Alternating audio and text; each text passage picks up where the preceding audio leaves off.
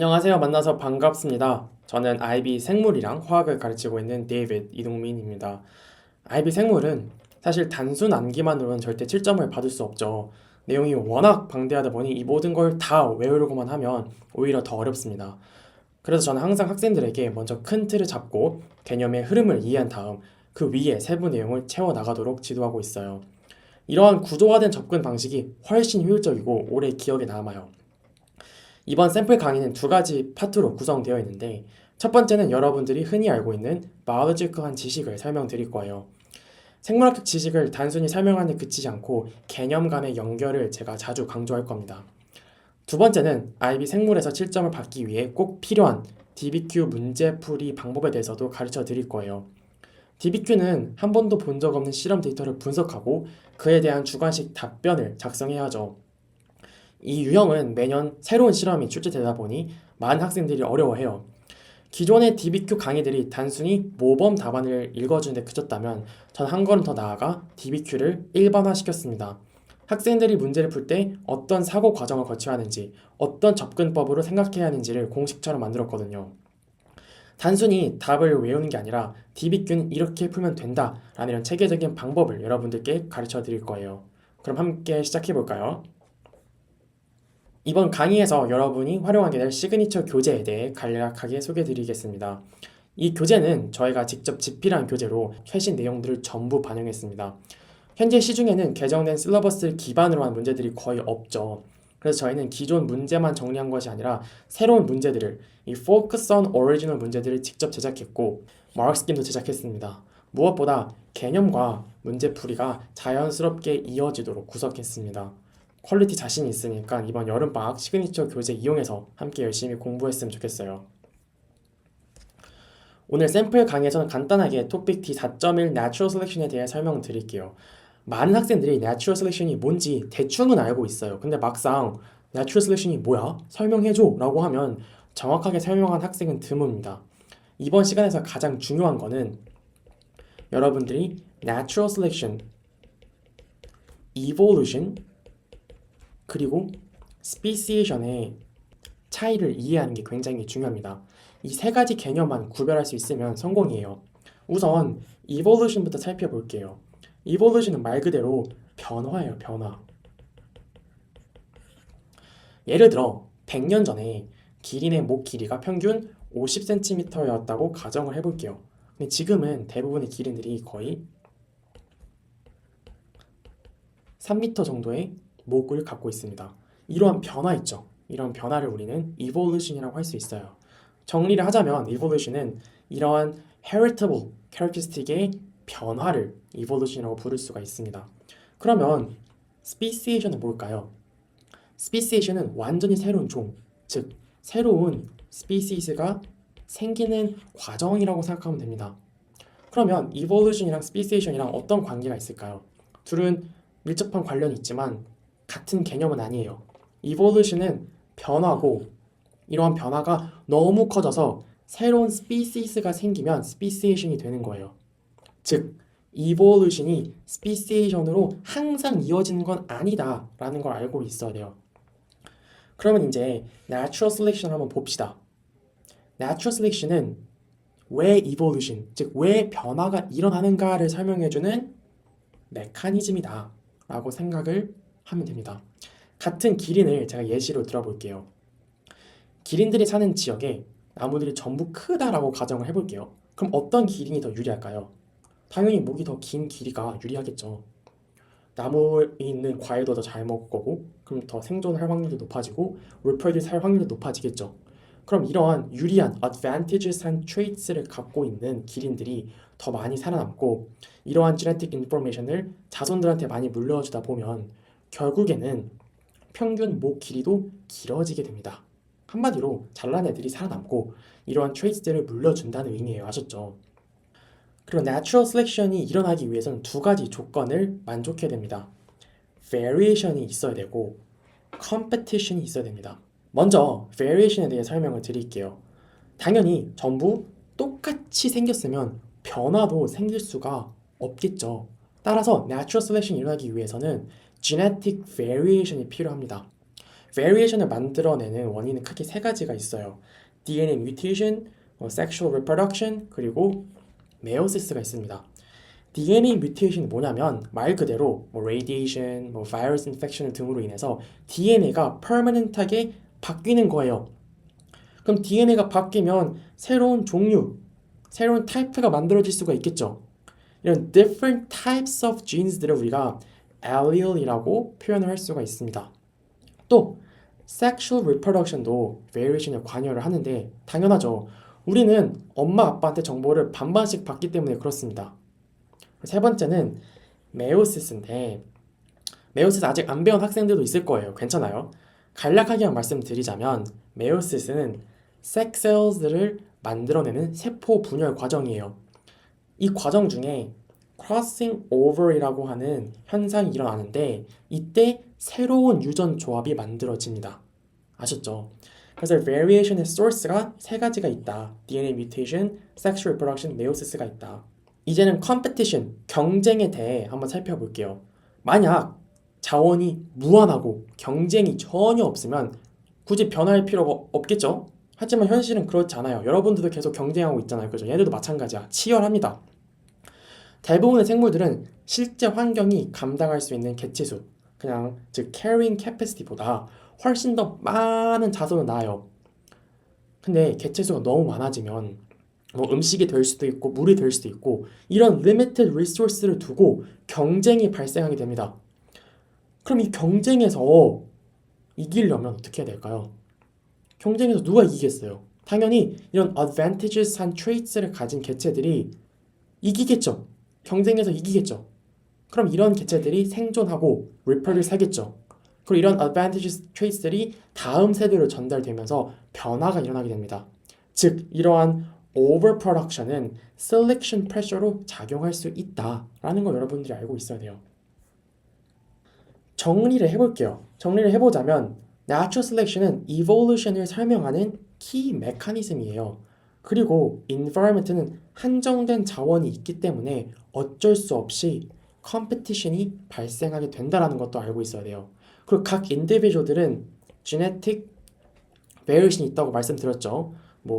mutation, sexual reproduction, meiosis 때문에 그런 거라고 말씀드렸죠.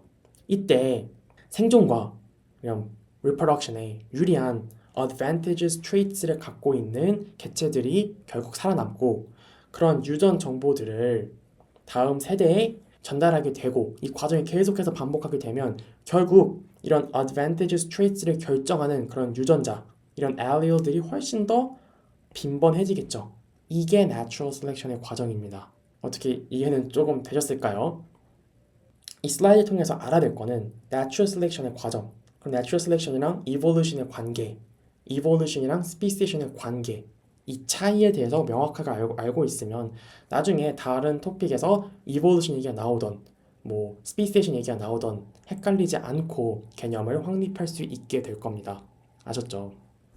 이제는 본격적으로 database questions에 대해 말씀드릴게요. IB 생물은 크게 paper 1A, paper 1B, paper 2 그리고 I의 점수 총합으로 성적이 산출되는데 여기서 보면 paper 1B에도 DBQ가 있고 paper 2 section A에도 DBQ가 있죠.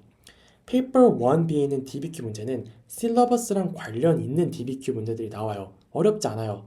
나올 수 있는 영역이 정해져 있습니다. 근데 paper 2에 나오는 DBQ 문제는 굉장히 어렵고 공부 엄청 잘하는 학생들도 어려워하는 문제 유형이에요. 그렇다면 DBQ가 왜 어려울까요? Why is DBQ difficult? 실제 기출 문제를 같이 살펴보겠습니다. DBQ가 유독 어렵게 느껴지는 이유는 아주 분명해요. 보시는 것처럼 매 시험마다 나오는 실험 상황이 전부 다르기 때문입니다. 2009년부터 2024년까지 실제 IB 기출들을 분석해보면 같은 실험이 반복된 적이 없습니다. 이거는 IB가 학생들에게 처음 보는 실험과 처음 보는 데이터를 논리적으로 분석할 수 있느냐를 평가하고 싶어 한다는 것을 의미합니다. 그런데 표면적으로는 모든 DBQ가 다 달라 보여도 실제로는 중요한 공통점 하나가 있습니다. DBQ는 항상 세 가지 구조를 따르고 구조가 같습니다. 첫 번째 항목에는 실험의 배경이나 상황을 설명하는 제시문이 있습니다. 학생들이 반드시 이해해야 하는 실험 조건과 핵심 정보를 담고 있어요. 두 번째 항목에는 실험의 결과, 즉 데이터가 제공됩니다. 물론 제공되는 형태는 다를 수 있어요. bar chart가 될 수도 있고, scatter graph가 될 수도 있고, 테이블이 될 수도 있고 매우 다양하지만 결국 데이터를 해석하고 분석해야 한다는 점에서 공통점이 있어요. 마지막 세 번째 항목은 당연하게도 질문이 있습니다. 하지만 여기서 중요한 포인트는 이 질문들은 전부 특정 커맨드 term을 통해 구성된다는 점이에요. distinguish, calculate, describe, explain, evaluate, suggest, compare and contrast와 같은 커맨드 term들이 반복적으로 사용됩니다. 이 구조는 겉보기엔 너무 당연해 보일 수도 있어요. 사실 학생들이 실수하는 대부분의 포인트가 이 세 파트 각각에 숨어 있습니다. 그래서 제가 각 항목별로 나올 수 있는 실수 유형을 정리해 두었고 그에 맞는 전략을 개발했기 때문에 학생 여러분들은 저를 믿고 열심히 공부만 하면 됩니다. 즉 학생들이 자주 틀리는 부분들이 항목별로 정해져 있고 이를 미리 이해하고 대비하면 처음 보는 실험에 나오더라도 일관된 접근을 할 수 있게 됩니다. 아셨죠? 이번 샘플 영상에서는 DBQ의 첫 번째 항목이죠. 실험 배경과 조건을 이해하는 방법에 대해 집중해 볼게요. 사실 많은 학생들이 첫 번째 항목에서 실수하는 이유는 간단해요. 실험을 제대로 이해하지 못한 채 문제풀이를 들어가기 때문에 그렇습니다. 지금 이 제시문 읽어보면 처음 보는 실험, 낯선 터미놀로지로 다 이루어져 있습니다. 그렇기 때문에 단순하게 뇌 빼고 한두 번 읽는다고 해서 전체 상황과 실험을 파악하기가 어려워요. 실제로 나온 기출 문제거든요. 처음부터 끝까지 한번 읽어보세요.